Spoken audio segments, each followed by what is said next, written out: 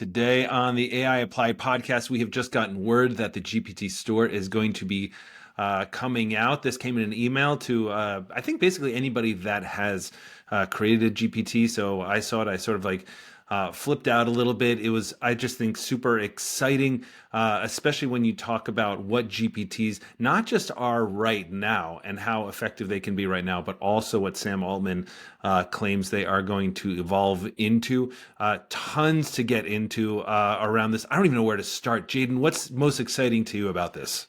Yeah, well, I'll give you a brief overview and set the stage on this. But essentially, the GPT store, right, is the ability for anyone to create an application out of the different tools that OpenAI has. And I personally am really excited. Like literally, if I just use this for myself and didn't even publish anything to their store, I'm thrilled because I literally have ChatGPT threads on the side of my ChatGPT that I've been using for the entire year. Like, so I have one that helps me write my descriptions for my podcasts. I have one that helps me come up with bullet points in a news article to talk about, for example. And it's just so annoying because there's no way to pin them. There's no folders in ChatGPT. I just have to go and find that thread every single time I want to use it. And so what I'm going to do is create just a GPT that is exactly my prompt and exactly what I use it for. And I'll just have those GPTs that I very commonly use. So for me, it's almost like a bookmarks thing. But I think that's definitely would be selling it short if that's all it does. Because what you can actually do is link it together with all of the OpenAI products. So you have image generation from Dolly that's embedded in there as well. So a lot of really, really exciting stuff. Have you made any GPTs, Connor? What does that look like from your side, or what have you done with it? I have, yeah, and that was a good explanation. So just yeah, and again to kind of take us back for a second. Like Sam Altman announced these things at the Dev Day, which is back in November before OpenAI essentially blew up, and then got back together even stronger than ever before or whatever. But the interesting thing is that the first thing Sam Altman ever said about this, remember this, Jaden? He said, everybody wants to talk about agents, meaning autonomous agents, meaning like something where you don't just get a query and get a response from it, but like these are things that would actually carry something out. So for example, not just, hey, find me a flight, but it's also book me the flight and blah, blah, blah. That's what an autonomous agent is. And what Sam Altman said was these are kind of the precursors to that. So that was interesting right off the bat. But then he goes into this thing, which what it is hyper practical. He built one on stage there in 2 minutes. The user interface for it, by the way, we should mention you have to have a Plus account, GPT Plus account, $20 a month, or GPT-4 account, whatever you want to call it. They are insanely easy to use. You fill out maybe 3 boxes like, hey, what do you want this to be? Everything like that. So I took advantage of the fact, well, let me just say the two huge things about GPTs. Number one, Jaden, is what you were talking about, which is it essentially allows you to have a custom instruction is, in its own little mini ChatGPT rather than having your massive custom instructions. And the cool thing about that is that once you start naming them, this goes to my theory on why people aren't that great at using ChatGPT, which is that there's no user interface to it in any meaningful way. It's just do anything with ChatGPT. And Jaden, as you know, I go out and I train a ton of companies. I do a ton of talks and keynotes and things like that. And the thing I talk about a lot is that the brain has trouble with that, right? The brain has trouble with saying, use this for anything at all. And the brain's like, well, like what? It's anything at all, right? So GPT starts to mitigate that, right? By saying, this is a negotiator, for doing this. This is a blog post writer. And under that, it has all the kind of perfect prompting underneath that. So it allows the brain to sort of have a little more of a focus on oh, now I know what to use this thing for. So number one is exactly what you talked about, which is having your own perfect custom instruction. So if you're writing a, podcast episode or a blog or whatever, you just use your GPT called, Jaden's blogs or whatever. But the other really cool thing, and this goes into how I use it, is, and this is the really powerful part, is that essentially incorporates RAG, which is retrieval augmented generation, which is kind of the new thing, which is essentially instead of just pulling from GPT's training data, the big whole swath of the internet, and instead of trying to grab stuff off the immediate internet, which is also great, but there's some loss and hallucination, all that kind of stuff. RAG, as you guys probably know, is you're pulling directly from a document, and that really cuts down on hallucinations. It really targets what you want. And that's where GPTs are so powerful because you put your own documents in there. So when the one Sam Altman did was, hey, I want to be an instructor to, young startup founders and things like that. And he uploaded his own speeches, right? Great idea. So you're essentially talking to Sam Altman. What I did on mine, the first one I did was, I work at NYU Stern School of Business. We have a team and we have a user manual for new administrators that come on.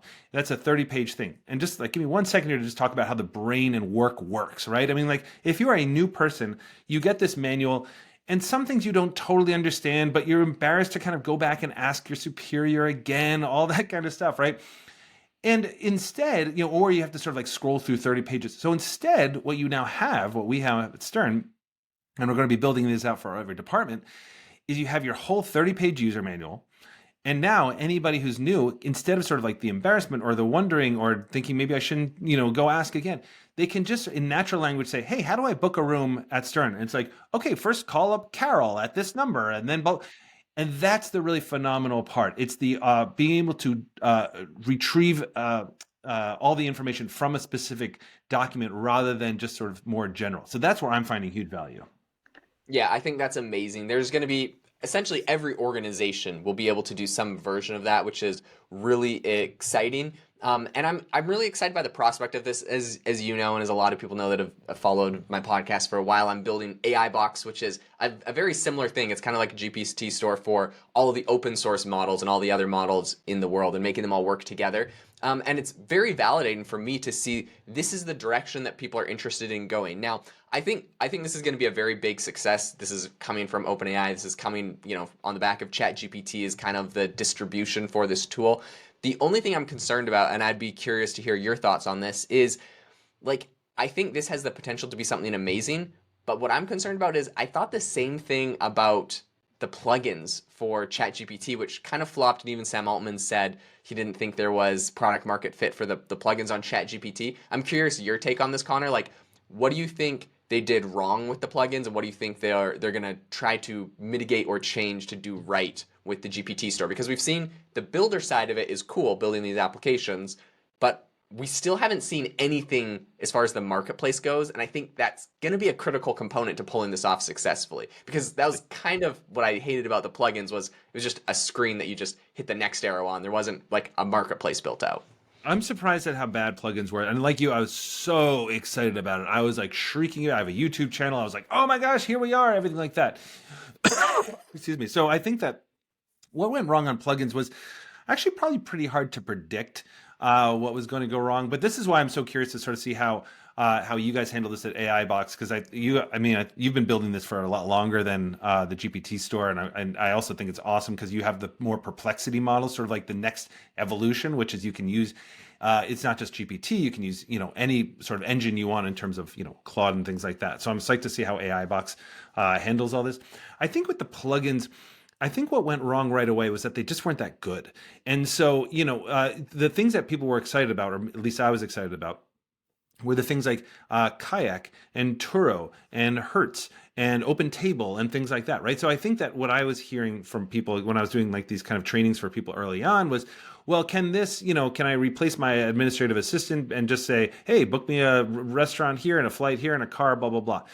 And when plugins came out, my thought was, here we are, right? That's going to do that now. So I think that there's two issues. Like first, the usability, and the second, the user interface, as you talked about. So the first one is the usability. It just didn't work that well. It kind of did, but it hallucinated like anything else because, anytime you're sort of leaping over that canyon from ChatGPT training data to pulling in information from the internet, there's a risk of hallucination. Like you can't, you might fall into that canyon, and that's no good. So I had to really work it to get it to give me good information. And that's not what you want if you're booking a flight or something like that. The second thing was the user interface, which you point out. Gene, I've never seen a worse user interface in a long time. I'll say that. It was literally like 800 things. You'd scroll. It didn't even say eventually it said the most popular ones, but otherwise you're scrolling like 30 pages in. It's like Filipino earthquake predictor. Literally, like these, I'm like, dude, where can I just like get a PDF reader? Like things like that. And so ultimately there was like Wolfram Alpha, there was, for math, there was a PDF reader, and there was Web Pilot, which allowed you to browse the web. And that's kind of it, right? But I think then Sam Altman, to his credit, nailed it very early on, as you said. He was like, I'm not sure there's a product market fit here. He said this really early after the release. And what he said specifically was, the reason is that I think what people want is GPT and natural language in their website. Like you want to go to Kayak and have this functionality. You don't want to have everything in ChatGPT and kind of like it was sort of the same problem with just in, before GPTs existed, and without having, oh, here's a specific tool for this, a specific tool for this. It's just like use ChatGPT for anything, which still confuses people. Maybe not listeners of this podcast, but most of the population. And so what plugins were kind of doing was that, right? It's like anything you want. Whereas in fact, what we really want is to still go to Kayak and search for a rental car or a hotel on Kayak, but just have a better interface on that. At least that's what Sam Altman was saying. I don't know what your take on that was. I think that that's true. I had some people on my podcast AI chat that actually developed some of the first plugins for the plugin store. And something that they complained about was the fact that it was very, of course, like I'm not throwing any shade at OpenAI. They're doing amazing things. They have 100 things to keep track of, but it was very hard for them to get in contact with anyone over there that could work with them. They also said that it was very difficult because OpenAI doesn't let you put any monetization methods into the plugins, and so I think there's just like fundamentally these plugins are companies trying to do useful things, and so if there's no way there's any monetization methods, I think it kind of breaks the structure. It makes it difficult, and then yeah, anyways, they have a bunch of rules and terms, and it was all convoluted and kind of tricky. Whatever, that's fine. But I think what you're saying is correct, where if you have ChatGPT embedded into Kayak, you can do all your monetization structures. You have the full control over your business and your software and your development, and then you use this natural language tool in there to help make your product better. And I think at the end of the day, that's what a lot of businesses found was the most successful thing for them. The thing that I really think might have slowed down the plugins. Well, my pet peeve with it was like you had to go and activate the plugin that you were using and Oh click a yeah, checkbox, yeah, it was really which annoying. was You only three of them at a time and yeah, and I'm everything. like, I'm not going to remember what plugin I need to do, whatever. So I think for that reason, it wasn't good. But I'm hoping that with the GPT store, they look at kind of the lessons that they've learned there. Like obviously Sam Altman saying it didn't have product market fit, like they recognize some of its shortcomings. And so I think they're going to be able to overcome them with a store. And I'm really hoping for like a very robust marketplace with a storefront that has categories that you can search through, that you can see what's top ranked, how many times things are used, you get all the analytics and data you need. I think that's the way to win. I mean, that's what we're personally building at AI Box as well. So that's what I would assume. Like if we're a small startup building that, I know OpenAI is capable of it. So I'm begging them. I'm also still begging them to add folders to ChatGPT, but that's a whole nother conversation. I'm really excited for this. I think ChatGPT is the GPT store is going to be a massive boost in teaching people what AI is capable of doing for them.